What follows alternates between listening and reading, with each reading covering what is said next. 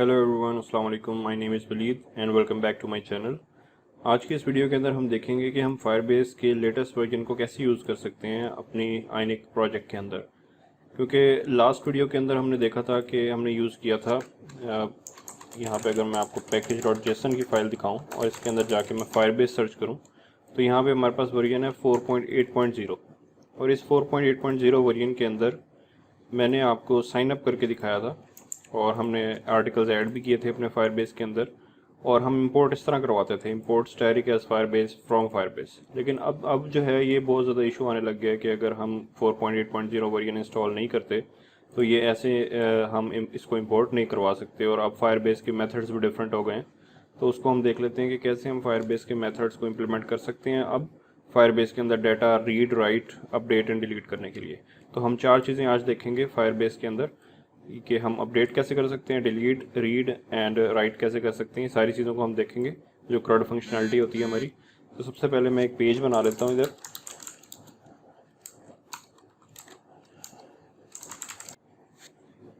ये ऑपरेशंस के नाम से मैंने पेज बना लिया है और उस पेज को मैं ऐप राउटिंग मॉड्यूल्स के अंदर हमारा ओपनिंग पेज रख देता हूँ और उसके बाद मैं अपनी कमांड प्रॉम्प्ट के अंदर आके आइनिक लैब ओपन कर लेता हूँ। और आप लोग देख सकते हैं मेरे पास यहाँ पे फायरबेस भी ओपन है और ये गेट मी फायरबेस की जो मैंने यूज़ की हुई थी अपनी इस प्रोजेक्ट के अंदर, आप पिछली वीडियोस के अंदर जो मैंने यूज़ की है उसी को मैंने अपने इस प्रोजेक्ट के अंदर भी यूज़ कर रहा हूँ मैं उसको भी। तो आप लोग यहाँ आके देख सकते हैं app.module.ts, यहाँ पे हमारे पास ये गेट मी का फायरबेस डेटाबेस है जो कि यहाँ मैंने इंक्लूड करवाई हुई है। अब मेरे पास ये वाली कमांड चलेगी नहीं, क्योंकि बल्कि इससे पहले आइनिक लैब रन करने से पहले मैं अनइंस्टॉल कर लेता हूँ प्रीवियस फायरबेस को। अगर आप लोगों के पास भी कोई प्रीवियस फायरबेस का वर्जन है तो आप उसको पहले अनइंस्टॉल कर लें। तो मेरे पास 4.8.0 है तो मैं इसको अनइंस्टॉल कर देता हूँ सबसे पहले। अनइंस्टॉल करने के बाद मैं इंस्टॉल भी कर लेता हूँ फायरबेस के लेटेस्ट वर्जन को। तो मैं जस्ट लिखूँगा, आप यहाँ पर लेटेस्ट भी लिख सकते हैं, लेकिन अगर सिर्फ फायरबेस पे लिखेंगे तो भी लेटेस्ट वर्जन इंस्टॉल हो जाएगा। तो अब अगर मैं यहाँ पे अपने package.json में जाऊँ तो मेरे पास फ़िलहाल, मैं दोबारा से ओपन करता हूँ इसको।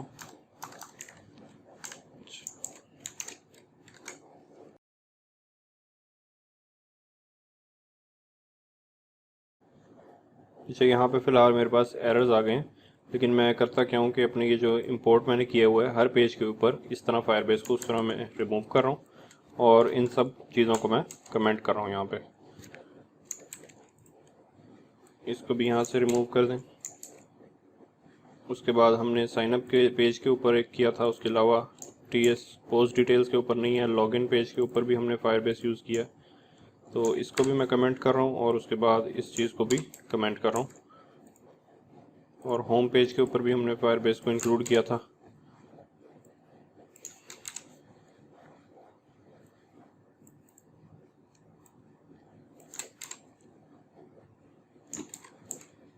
और अपने ऐड के पेज के ऊपर भी और फोल्डर के पेज के ऊपर भी मैंने फोल्डर के पेज के ऊपर फायरबेस इंक्लूड नहीं किया, लेकिन add.ts के ऊपर हमने किया हुआ है। तो मैं इसको यहाँ से फटाफट कमेंट कर देता हूँ, क्योंकि ये सारे मेथड्स अब डेप्रिकेट हो चुके हैं। तो अब हम नया वर्जन जैसे यूज़ करेंगे तो ये वाला कोड यूज़ नहीं होगा, कुछ ना कुछ चीज़ें चेंज हो गई हैं। जाके दिखाता हूँ और फायरबेस यहाँ सर्च करें तो ये अभी भी लिखा हुआ है, तो मैं इसको यहाँ से रिमूव कर रहा हूँ। रिमूव करने के बाद यहाँ आके सबसे पहले npm इंस्टॉल की कमांड चला दें, ताकि जो हमारे package.json में चीज़ें हुई हैं उनको वो डिटेक्ट करके इंस्टॉल कर दें। ठीक है, अब आप देखें package.json के अंदर तो फायरबेस हमारे पास नहीं है और अब मैं फायरबेस इंस्टॉल करता हूँ npm इंस्टॉल फायरबेस। अब ये मेरे पास फायरबेस कम्प्लीटली इंस्टॉल हो गया। अब अगर मैं यहाँ से दोबारा package.json को ओपन करूँ तो यहाँ पे फायरबेस सर्च करें तो हमारे पास 9.0.2 वर्जन इंस्टॉल हो चुका है। अब ये इंस्टॉल हो गया है तो अब मैं यहाँ पे हमारा ऑपरेशंस वाला पेज जो है उसको ओपन कर लेता हूँ और देखें आप लोग, मैंने app.module के अंदर सिर्फ इनिशियलाइज़ करवाया हुआ है फायरबेस ऐप को और उसके अलावा मैंने कहीं पे फायरबेस को इस तरह इंक्लूड नहीं करवाया। तो अब जहाँ पे मैंने यूज़ करना है, फॉर एग्जांपल मैंने ऑपरेशंस के अंदर यूज़ करना है फायरबेस को, तो सबसे पहले मैं यहाँ आके बटन्स क्रिएट कर लेता हूँ। पहला बटन मैं रख देता हूँ राइट डाटा और इस पर क्लिक और इस पर क्लिक फंक्शनैलिटी लगा लेते हैं।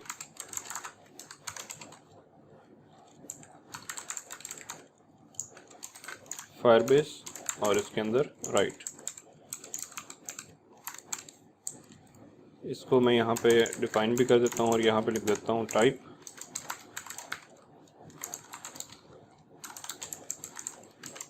यहाँ पे हम राइट करेंगे डाटा फायरबेस के अंदर। एक और फंक्शन बना लेता हूँ, एक और इफ कंडीशन यहाँ लगा देता हूँ, एक और इफ कंडीशन यहाँ पे लगा देता हूँ और यहाँ पे लिख देता हूँ रीड। इसी तरह एल्स इफ, तीसरा हमारे पास होगा update and fourth one will be delete या फिर रिमूव। तो यहाँ पे मैं 4 बटन्स क्रिएट कर लेता हूँ, read data, update data and remove data.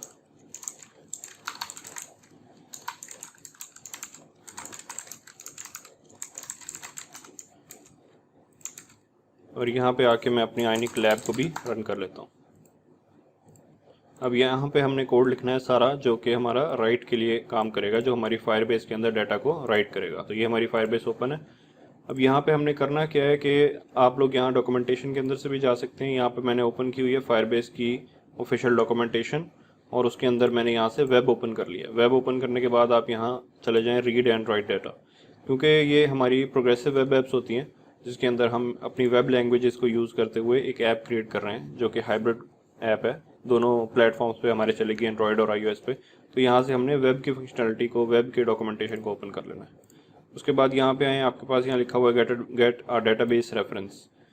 सबसे पहले तो ये हमने इंपोर्ट कर लेना है अपने बिल्कुल टॉप के ऊपर, जहाँ पे भी हमने जिस पेज के ऊपर यूज़ करने लगे। यहाँ पे मेरे पास ऑपरेशंस पेज में यूज़ कर रहा हूँ तो मैंने यहाँ पे डेटाबेस को गेट कर लिया है। उसके बाद मैं राइट फंक्शनलिटी कैसे लिखता हूँ, सबसे पहले डेटाबेस से एक रेफरेंस बनाना पड़ता है हमें। तो मैं यहाँ डेटाबेस का एक रेफरेंस क्रिएट कर लेता हूँ। ये आयनिक लैब भी ओपन हो गई है, देखते हैं कोई एरर तो नहीं आया हुआ। अच्छा, यहाँ पे एरर दे रहा है कि add.ts पेज के ऊपर हमने इसको कमेंट नहीं किया आई थिंक। तो add.ts पेज के ऊपर जाते हैं और लाइन नंबर 152 है, हाँ इसको भी हम कमेंट कर देते हैं यहाँ से।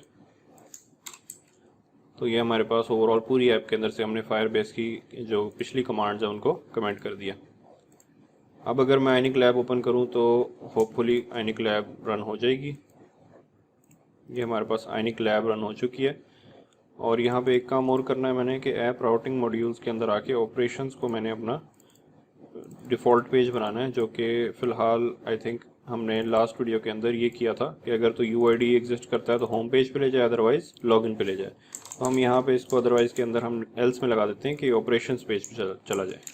तो यहाँ पे देखें ऑपरेशंस पेज के ऊपर आ गया हूँ मैं। तो right data, read data, update and remove. यहाँ पे थोड़ी सी मैं स्टाइलिंग कर लेता हूँ इसको। सबसे पहले मैं राइट डाटा के ऊपर काम करता हूँ और राइट करने के लिए आप लोग यहाँ देखें हमने क्या करना है। यहाँ पे राइट डाटा के अंदर आए, राइट डाटा के अंदर मैं आपको बता देता हूँ कि मैं इसको कैसे करता होता हूँ। तो यहाँ पे मैं अपनी operations.ts के अंदर जाता हूँ। यहाँ पे सबसे पहले एक हमने डेटाबेस रेफरेंस क्रिएट करना है। तो मैं यहाँ लिखता हूँ database reference get database, okay. उसके बाद यहाँ पे हमने लिखना है पुश, जैसे हम डॉट पुश का मेथड कॉल करते थे प्रीवियस फायरबेस की डॉक्यूमेंटेशन को फॉलो करते हुए, अब हमने पुश का फंक्शन यहाँ पे कॉल करना है। और पुश के अंदर हमने नंबर 1 पे रेफरेंस पास करना है और रेफरेंस होगा सबसे पहला, इसके अंदर हमने पास करना है डेटाबेस रेफरेंस। और उसके बाद हमने किस टेबल को टारगेट कर रहे हैं उसको पास कर देना है। मैं फॉर एग्जांपल यूज़र्स टेबल के अंदर डाटा को सेट करना चाहता हूँ। उसके बाद इस पैरेंथेसिस से बाहर आके मैंने ऑब्जेक्ट पास कर देना है कि मैं क्या चीज़ सेव करवाना चाह रहा हूँ। लेट्स से मैं सेव करवाना चाह रहा हूँ फुल नेम, उसके बाद ईमेल,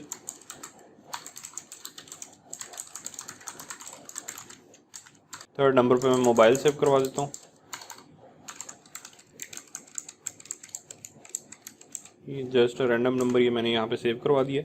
अब यहाँ पे इश्यूज़ क्यों आ रहे हैं यहाँ पे, क्योंकि हमने पुश और रेफरेंस दोनों को यहाँ पे इंपोर्ट करवाना है ऊपर। तो यहाँ पे हम यहाँ जाएंगे और लिखेंगे पुश और रेफ। तो ये पुश और रेफरेंस दोनों हमारे इंपोर्ट हो जाएंगे फायरबेस डेटाबेस से, और अब हम इसको यहाँ पे यूज़ कर सकते हैं। सो सिर्फ ये वाला कोड यूज़ करके हम पूरा अपने डाटा को राइट कर सकते हैं डेटाबेस के अंदर। अब ये जो पूरा ऑब्जेक्ट है, इस पूरे ऑब्जेक्ट की जगह आप यहाँ पे इस तरह भी कर सकते हैं, लेट माई डाटा, और इस पूरे डाटा की जगह मैं ये डाटा पास कर रहा हूँ, और यहाँ पे आप माई डाटा को पास कर दें तो भी आपका डाटा जो है वो राइट हो जाएगा। तो इसको हम ट्राई करते हैं। सबसे पहले ये हमारे पास फायरबेस ओपन है। जैसे ही मैं रीड डाटा करूँगा, राइट डाटा, यहाँ पे आया हूँ, यूज़र्स का टेबल बन गया। यूज़र्स के टेबल के अंदर एक पुश हो गई है की, और क्योंकि मैंने आपको बताया था पुश मेथड जो है एक रैंडम की जनरेट करता है, यूनिक की जनरेट करता है हर बारी जैसे ही हम उसको पुश करेंगे। तो मैं एक और दफ़ा राइट करता हूँ, राइट किया, दोबारा डेटाबेस में आया, यहाँ पे एक और रिकॉर्ड इंसर्ट हो गया। ठीक है, तो ये हमारा हो गया राइटिंग मेथड। उसके बाद हमने डाटा को रीड कैसे करना है। अब डाटा को रीड करने के लिए मैं रीड वाली कंडीशन के अंदर चला जाता हूँ। अब रीड करने के लिए 2-3 मेथड्स हैं। सबसे पहले मैं एक मेथड आपको यहाँ इंट्रोड्यूस करवाता हूँ। सबसे पहले मैं लिखता हूँ डेटाबेस रेफरेंस एक बनाना है हमने, गेट डेटाबेस। उसके बाद यूज़ करना है गेट मेथड। जैसे हम पुश मेथड यूज़ किया था डाटा को सेट कराने के लिए, डाटा को हमने यानी पुश कराने के लिए डेटाबेस के अंदर, तो गेट मेथड से हम उसको कॉल करेंगे, और गेट जो भी हम यूज़ करते रहेंगे उसको हमने ऊपर यहाँ पे इंपोर्ट भी करवाते रहना है। तो गेट को हमने इंपोर्ट करवा लिया ऊपर। उसके बाद मैं यहाँ लिखूँगा चाइल्ड, और चाइल्ड के अंदर हमने पास करना है डेटाबेस रेफरेंस जो यहाँ पे हमने ऊपर बनाया है ये। उसके बाद यहाँ पे मैंने टेबल नेम स्पेसिफाई करना है। अच्छा, टेबल नेम मैंने स्पेसिफाई कर दिया कि यूज़र्स टेबल के अंदर से मैं डाटा को फैच करवाना चाह रहा हूँ। और उसके बाद मैं एक देन कॉल कर लेता हूँ, जो कि क्योंकि ये जो गेट मेथड है ये असल में एक ऑब्जर्वेबल है, चाइल्ड को भी ऊपर इंपोर्ट करवाना पड़ेगा। और देन के अंदर मैं रिज़ल्ट को अपने कंसोल करवा लेता हूँ। सो सेव कर लें। अब मैं जाके रीड करता हूँ और देखते हैं कि हमारे पास डाटा कंसोल के अंदर आता है कि नहीं। रीड किया तो हमारे पास ये देखें डाटा यहाँ पे आ गया है। तो ये रीडेबल फॉर्मेट के अंदर नहीं है, तो हम क्या करेंगे, यहाँ पे res.val फंक्शन कॉल कर लेंगे जिस तरह पहले करते थे, रीड डाटा, और ये हमारे पास डाटा आ गया है। फर्स्ट डाटा ये है, सेकंड ये है। और इसके अंदर सिंगल वैल्यूज़ को भी हम गेट कर सकते हैं लूप लगा के इसके ऊपर, क्योंकि मल्टीपल वैल्यूज़ आई हैं हमारे पास। तो मैं लूप लगा देता हूँ, for loop let value in values का मैं एक यहाँ पे वेरिएबल बना लेता हूँ जिसको मैं इक्वल कर देता हूँ res.val के।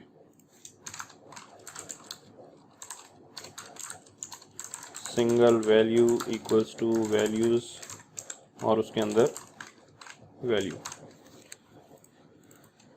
तो इस सिंगल वैल्यू को मैं यहाँ पे कंसोल भी करवा लेता हूँ दिखाने के लिए कि हमारे पास ये अलग-अलग वैल्यूज़ हमारे पास प्रिंट हो रही हैं। तो मैंने क्या किया है, यहाँ पे मेरे पास डाटा आ गया नंबर 1, उसको मैंने एक वैल्यूज़ के वेरिएबल के इक्वल कर दिया। उस वैल्यूज़ के वेरिएबल के ऊपर मैंने लूप चला दिया। ये कोई भी सैम्पल वेरिएबल है, यहाँ कुछ भी लिख सकते हैं। लेट से मैं आई भी लिख सकता हूँ यहाँ पे, और इसको इधर पास कर दिया। सिंगल वैल्यू यहाँ पे पहले एक दफ़ा लूप चलेगा, दूसरी दफ़ा जितने भी हमारे पास आइटम्स होंगे उन सब के ऊपर लूप चलता रहेगा। इसको सेव कर लें और यहाँ पे आके मैं रीड करता हूँ डाटा को। ये देखें हमारे पास एक सिंगल वैल्यू ये आ गई और एक सिंगल वैल्यू ये आ गई। ठीक है, यहाँ तक हम पहुँच गए हैं जिसके अंदर हमने क्या किया है, अपने डाटा को रीड कर लिया। रीड करने के बाद हमारे पास एक और चीज़ जो कि मैं यहाँ दिखाना चाह रहा हूँ, अगर आप लोग इसके अंदर देखें तो हमारे पास दोनों में कहीं पे भी की एग्जिस्ट नहीं करती। वो वाली की जो कि पुश से क्रिएट हुई थी, ये वाली की। तो मैं एक और यहाँ पे आता हूँ अपने, और यहाँ पे मैं पास कर देता हूँ एक की वैल्यू। लेट से मैं एक ऑब्जेक्ट बना लेता हूँ सिंपल। तो ऑब्जेक्ट कैसे बना लेता हूँ, मैं यहाँ लिखता हूँ लेट obj, और ऑब्जेक्ट के अंदर पहली वैल्यू मैं की देना चाह रहा हूँ। की के अंदर आना चाहिए आई असल में क्या है, ये वाला ऑब्जेक्ट है जो कि उसकी स्टार्टिंग वैल्यू होगी। इस आई के अंदर असल में उसकी की पड़ी हुई है, क्योंकि वैल्यूज़ के अंदर उसकी की से हम डाटा उठाई जा रहे हैं। सेकंड नंबर के ऊपर मैं उसका जो हमने चीज़ें इंसर्ट की थी, पहले नंबर पे नेम ले आता हूँ, वैल्यूज़ आई डॉट नेम, क्योंकि इसके अंदर आप वैल्यूज़ आई डॉट नेम भी लिख सकते हैं, और single value dot full name भी लिख सकते हैं जो कि हमारे डेटाबेस का नाम है। सेकंड नंबर पे ईमेल आ गई।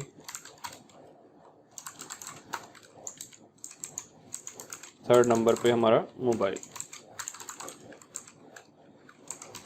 और बजाय इसके कि मैं सिंगल वैल्यू प्रिंट कराऊँ, मैं इस ऑब्जेक्ट को प्रिंट करवाऊँगा जितनी दफ़ा भी लूप चलता रहेगा। इसको सेव कर लें और यहाँ आइनिक लैब के ऊपर आता हूँ, रीड डाटा करते हैं। हमारे पास देखें की भी आ गई है, ईमेल भी आ गई है, मोबाइल भी आ गया है, नेम भी आ गया है, दोनों ऑप्शंस के लिए। ठीक है, तो ये हमने इस तरह अपने डाटा को गेट कर लिया है। अब डाटा को गेट हमने इस तरह कर लिया है, एक तो मेथड ये है, इसको मैं पूरे मेथड को कमेंट कर देता हूँ। अब कुछ केसेस ऐसे हो सकते हैं जिसके अंदर हमें डाटा इस तरह चाहिए कि जैसे ही हमारे पास कोई डाटाबेस में कुछ चेंज हो तो हमें उसका रिजल्ट मिल जाए दोबारा से हमारे पास, यानी जो चेंज्ड रिजल्ट है वो दोबारा से ऑब्जेक्ट्स मेरे पास आ जाएं। यानी हमें एक लिसनर चाहिए, जिस तरह जावास्क्रिप्ट के अंदर ऑन क्लिक लिसनर होता है, तो हम उस ऑन इवेंट लिसनर होता है, तो हम इवेंट्स को या फिर किसी रिजल्ट को लिसन कर सकते हैं कि इसके अंदर क्या चेंजेस आ रही हैं। जैसे हमारे सब ऑब्जर्वेबल्स होते हैं जिसको हम सब्सक्राइब कर लेते हैं, उसके अंदर कोई भी चीज़ चेंज हो तो हमें फ़ौरन जो है वो इंडिकेशन मिल जाती है कि इस ऑब्जेक्ट के अंदर या इस वेरिएबल के अंदर कोई वैल्यू चेंज हुई है। तो उसके लिए भी फायरबेस ने हमें एक मेथड दिया है, उसका नाम है ऑन वैल्यू मेथड। और उस तरह हम डेटाबेस से डाटा उठा सकते हैं। जैसे ही कोई चीज़ चेंज होगी तो हमें फायरबेस दोबारा से एक डाटा रिटर्न करेगा। तो मैं यहाँ पे बना लेता हूँ एक वैल्यू, लेट से यहीं से हम स्टार्ट करते हैं। कांस्टेंट db इक्वल्स टू रेफ। अच्छा, सबसे पहले ना यहाँ पे एक रेफरेंस क्रिएट करना है, वो मैं रेफरेंस यहाँ बना लेता हूँ। सो डेटाबेस रेफरेंस, पहले मैं इसके अंदर ये पास कर दूंगा और किस टेबल से डाटा उठाना है वो मेरा है यूज़र्स का टेबल। उसके बाद आके मैं यहाँ लिखूँगा ऑन वैल्यू। ऑन वैल्यू के अंदर मैं पास कर दूंगा db, जो कि यहाँ पे लिखा मैंने, ये असल में एक रेफरेंस है हमारे टेबल तक का। तो किस टेबल के अंदर से मैं डाटा उठाना चाह रहा हूँ, db टेबल के अंदर से। और यहाँ पे मैं लिख देता हूँ कॉल बैक फंक्शन बना लेता हूँ एक, जो हमें डाटा रिटर्न करेगा। अब ऑन वैल्यू यहाँ एरर इसलिए दे रहा है क्योंकि इसको हमने ऊपर इंपोर्ट भी करना है। और साथ ही मैं एक कांस्टेंट बना लेता हूँ data equals to snapshot dot val function, और कंसोल करवा लेते हैं यहाँ पे डाटा को। ठीक है, ये हमारे पास रीड फंक्शनैलिटी इस तरह काम करेगी। और ये ऑन वैल्यू जो है ये असल में डाटा को गेट भी करेगा और एक लिसनर को भी ओपन कर देगा जो कि हमारे डाटा को लिसन करता रहेगा। जैसे ही फायरबेस में कुछ चेंज होगा तो ये हमें डाटा दोबारा से रिटर्न कर देगा। तो ये मैं आपको दिखाता हूँ यहाँ पे। सबसे पहले मैं रीड डाटा पे क्लिक करता हूँ, मेरे पास ये डाटा आ गया। ठीक है, इसके अंदर इसके ऊपर आप लूप लगाएं या जो मर्जी करें, तो डाटा हमारे पास आ गया ये। अब ये आप लोग दोबारा मैं क्लिक करता हूँ, देखें डाटा हमारे पास ये आ चुका है। अब इसके अंदर एक ईमेल है waleed@gmail, दूसरी है waleed@gmail, दोनों सेम ईमेल्स हैं। तो अगर मैं यहाँ ये चाह रहा हूँ कि यहाँ पे मैं कोई और डेटाबेस के अंदर अपने कुछ चेंज कर लूँ, तो मैं यहाँ पे थोड़ा सा सेट कर लेता हूँ, आपको यहाँ दिखाता हूँ। जैसे ही मेरे पास ये waleed@gmail.com फर्स्ट रिकॉर्ड के अंदर, अगर मैं इसको waleed1@gmail.com करता हूँ और एंटर प्रेस करता हूँ सेव करने के लिए, तो देखें मेरे पास डाटा यहाँ पे दोबारा आ गया। अब डाटा दोबारा आया है, इसका मतलब क्या है कि फायरबेस ने डिटेक्ट कर लिया, ये इस ऑन वैल्यू फंक्शन ने, कि हमारे पास कोई ना कोई फायरबेस के अंदर चेंज हुआ है। तो उसने जो चेंज हुआ है उस दोबारा से उसको लिसन किया है और हमें डाटा रिटर्न कर दिया। तो ऑन वैल्यू फंक्शन इसलिए यूज़ होता है कि जैसे ही कोई चीज़ चेंज होगी तो हम उसको दोबारा से फायरबेस हमें रिटर्न कर देगा। यहाँ पे मैं दोबारा आता हूँ, कुछ और चीज़ चेंज करके देखते हैं। ये हमारे पास डाटा यहाँ पे आ चुका है। ठीक है, तो इस तरह हमारे पास ऑन वैल्यू का फंक्शन जो है वो ऑन वैल्यू मेथड यहाँ पे इस तरह हमारा चलता है। तीसरे नंबर पे हम आते हैं तो अपने अपडेट के मेथड को चेक करते हैं कि हम अपडेट कैसे कर सकते हैं किसी चीज़ को। अच्छा, अब हम मूव करते हैं अपनी अपडेट फंक्शनैलिटी के ऊपर, लेकिन अपडेट फंक्शनैलिटी पे मूव करने से पहले मैं इसको नंबर 1 कमेंट कर देता हूँ और इसको मैं गेट मेथड के थ्रू डाटा को दोबारा से गेट करता हूँ। गेट करने के बाद उसको अपने यहाँ पे शो भी करवा देता हूँ। तो मेरे पास मैं एक छोटे से लेआउट बना लेता हूँ और इसके ऊपर मैं फॉर लूप लगा देता हूँ।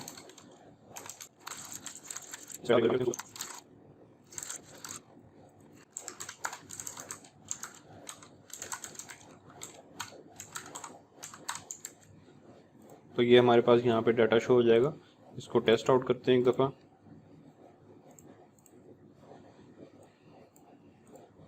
यहाँ पे आए और यहाँ पे मैं क्लिक करता हूँ रीड डाटा। रीड डाटा किया तो हमारे पास ईमेल और ये आ गया, हमारे पास नेम और ईमेल आ गया। उसके बाद नेम और ईमेल 2 रिकॉर्ड्स हमारे पास यहाँ पे आ चुके हैं। फ़ोन की बजाय हमारी वैल्यू थी यहाँ पे मोबाइल, तो मोबाइल इसलिए प्रिंट नहीं हुआ। रीड डाटा और यहाँ पे हमारे पास ये फर्स्ट रिकॉर्ड है, ये सेकंड रिकॉर्ड है। अब मैं ये रख देता हूँ कि जैसे मैं फर्स्ट रिकॉर्ड के ऊपर क्लिक करूँगा तो ये वलीद की जगह डाटा अपडेट हो जाएगा, और अपडेट वो होगा जो कि मैं अपने कोड के अंदर हार्ड कोडेड फॉर्म में लिख देता हूँ।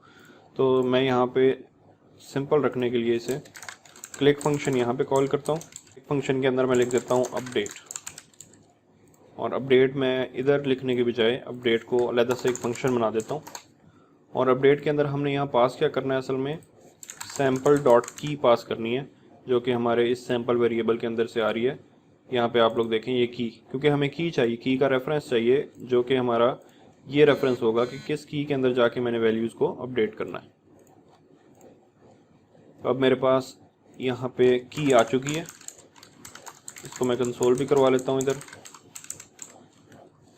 की। और मैं अपडेट फंक्शनैलिटी कैसे लगाऊंगा, यहाँ पे मैं लिखता हूँ लेट से मैं पहले एक वेरिएबल बना लेता हूँ पोस्ट डाटा। उसके अंदर मैं अपनी ऑप्शंस पास करता हूँ। सबसे पहले फुल नेम है,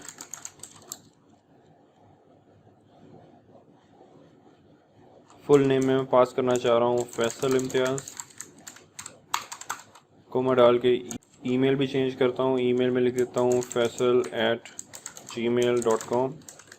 थर्ड नंबर के ऊपर मैं चेंज करना चाह रहा हूँ मोबाइल, कोई भी रैंडम मोबाइल मैंने यहाँ पे लिख दिया। और यहाँ पे आके मैं कॉन्स्ट अपडेट्स, आप लोग इनकी डॉक्यूमेंटेशन को भी फॉलो कर सकते हैं। और यहाँ पे डिफ़ाइन करना है कि किस टेबल के अंदर मैं चीज़ें चेंज करना चाह रहा हूँ, अपडेट्स के अंदर चेंज करना चाह रहा हूँ, और उसके अंदर की को अपेंड करवा रहा हूँ मैं कंकैटिनेट करवा के। इक्वल्स टू ऑब्जेक्ट पास कर दें जो आपने चेंज करवाना है, जो कि मेरे केस में है पोस्ट डाटा। और यहाँ पे मैं फंक्शन चला देता हूँ रिटर्न अपडेट। असल में ये अपडेट का फंक्शन है जो कि अपडेट करेगा। इसके अंदर रेफरेंस, और यहाँ सबसे पहले ना एक रेफरेंस हमें बनाना पड़ेगा डेटाबेस का, जो कि मैं यहाँ से कॉपी कर लेता हूँ। ये DB रेफरेंस बन गया। इस रेफरेंस के अंदर DB कोमा अपडेट्स, वो ये मैंने यहाँ पे पास कर दिया। अब ये अपडेट इसलिए एरर दे रहा है क्योंकि इसको हमने ऊपर इंक्लूड नहीं करवाया। अब इसको हम दोबारा से आके इधर रन करते हैं, इसको सेव कर लें, गूगल क्रोम ओपन करते हैं। अब मैंने जिसको भी मैं क्लिक करूँगा, रीड डाटा में कर रहा हूँ, जिसको भी मैं क्लिक करूँगा उसके अंदर वैल्यू हमारी अपडेट हो जाएगी जाके। और वैल्यू क्या अपडेट हो जाएगी, जो कि मैंने अपने कोड के अंदर यहाँ डिफ़ाइन की है। ठीक है, तो यहाँ पे मैं आके किसी पे क्लिक करता हूँ, की हमारे पास प्रिंट हो गई है। उसके बाद अगर यहाँ जाएँ तो देखें डेटाबेस में हमारी वैल्यूज़ अपडेट हो चुकी हैं। अगर मैं आपको एक और दफ़ा दिखाऊँ, यहाँ पे जैसे ही मैं अब दोबारा से मैं रीड करता हूँ डाटा, देखें चेंज हो गया डाटा। दोबारा से मैं अगर ये वलीद इम्तियाज़ सेकंड वाले उसके ऊपर आइटम पे क्लिक करूँ तो मेरे पास यहाँ पे डाटा अपडेट हो गया। तो इस तरह हम डाटा को अपडेट कर सकते हैं। अपडेट करने के बाद मैं डिलीट की फंक्शनैलिटी भी इसी डाटा के ऊपर लगा देता हूँ कि किसी के ऊपर मैं जैसे ही क्लिक करूँगा तो वो डिलीट भी हो जाए। तो अपडेट के अंदर यहाँ पे मैं एक जनरल फंक्शन बना लेता हूँ डू दिस का। यहाँ लिख देते हैं डू दिस, और यहाँ पे मैं पास कर देता हूँ अपडेट को, यहाँ पे लिख देते हैं type if type equals to update. तो ये सारा कुछ हमने करना है।